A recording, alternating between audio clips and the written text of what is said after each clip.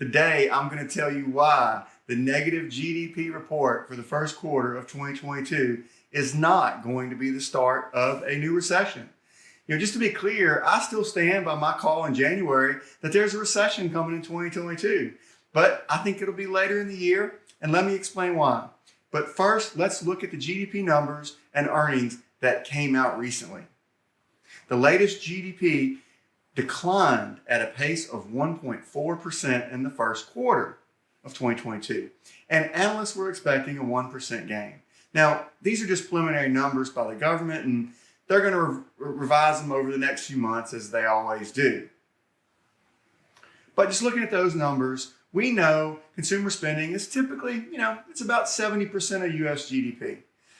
But consumer expenditures in this latest report, they were up 2.7%. And the official price increase was 7.8%. Let's look at Amazon. Amazon reported earnings, and they missed earnings today. They missed earnings as their revenue increased by only 7%. Why only 7%? Well, compared to a 44% increase from the same period a year ago, that's low. How low? Well, that's the company's slowest growth rate in more than 2 decades. So why did GDP go negative when consumer spending increased?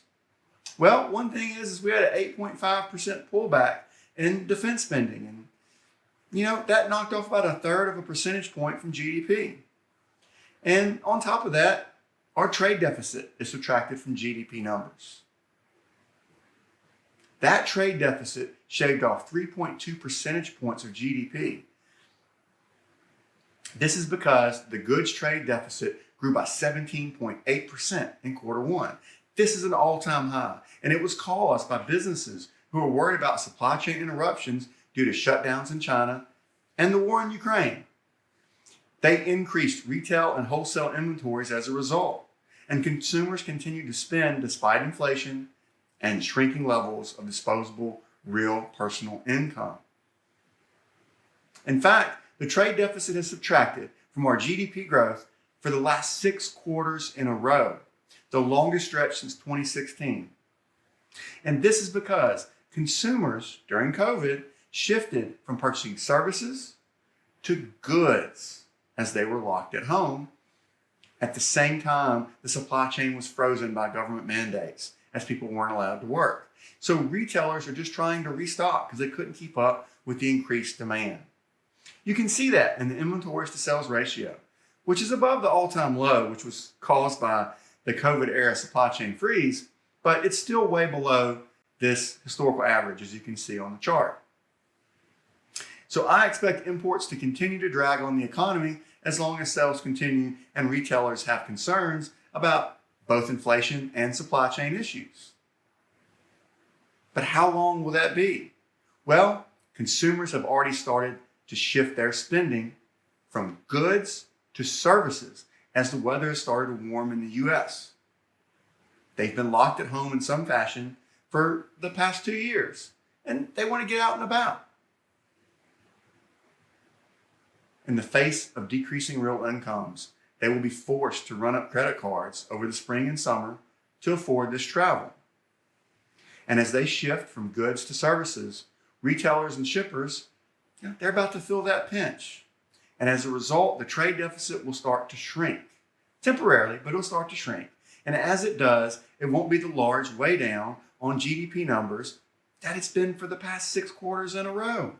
Remember, the trade deficit shaved 3.2 percentage points off of quarter one GDP.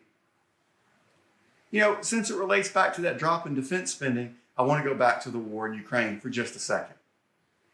As we all know, Russia invaded Ukraine on February 20th. That's about halfway through the first quarter.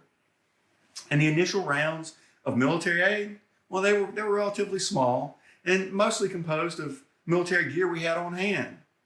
But that won't be the case for quarter two. It seems like we're sending $800 million aid packages to Ukraine every other day, every other week. This means we're making new items and replacing our existing stock of military gear.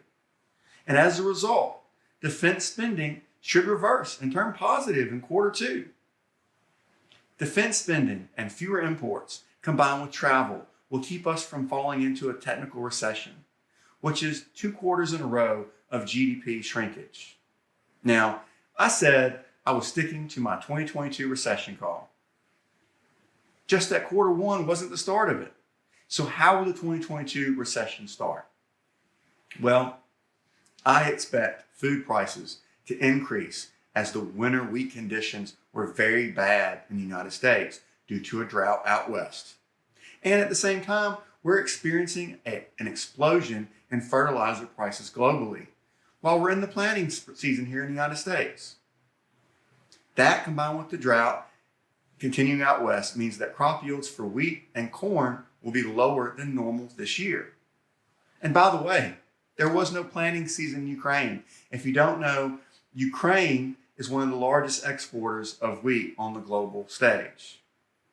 This means there's no price breaks in wheat that are coming anytime soon. In fact, because of the fertilizer shortage, many farmers have actually moved into planting soybeans because they require less fertilizer. But we're not seeing price go down there either. Price continues to go up in soybeans. As Russia cuts off natural gas in retaliation for sanctions that cut off sales of Russian oil to the rest of the world, I expect that energy prices will remain high also. Meanwhile, the Fed's rate hikes will start to slow down the demand for housing. The reality is consumers are afraid of missing out on buying a house as millennial demand outstrips new supply. And as a result, housing and rent costs will remain high too. High energy, high food, and housing costs combined with the increase in interest rates on the adjustable rate debt, that is credit cards, will force consumers to rein in other spending when they get back from their vacation, that is. Well, and you know what? They're going to want to save some money and credit on the credit cards to pay for Christmas. This double whammy of consumers reducing purchases of services as they stop traveling and goods as they bought everything they needed during COVID would indicate a recession would start in the fall or winter. But it really depends on how quickly things go downhill versus how much spending we see at Christmas versus how much the Fed raises rates quickly. But how will we know when we're going to go into that recession? Aren't many indicators flashing recession now? Yeah, honestly, they are, but they're not super accurate and they have long lead times. So what should we look at then? What's a good indicator of a recession? Well, I've got this great chart from MarketWatch. When the 1-year U.S. Treasury yield inverts over the 10-year yield by more than 25 basis points for at least 4 weeks, well, that's when we should be headed into recession. And that has not happened yet. We're not headed into recession yet. This happened between 19 and 93 weeks before the last 7 recessions. It's a really accurate indicator. And the average lead time was about 10 months before the official start of recession. I think this time around, the lead time is going to be on the low end of that spectrum. But we'll keep an eye on it to see when the next recession is started. In the meantime, tell me what you think is going to happen next in the economic circus.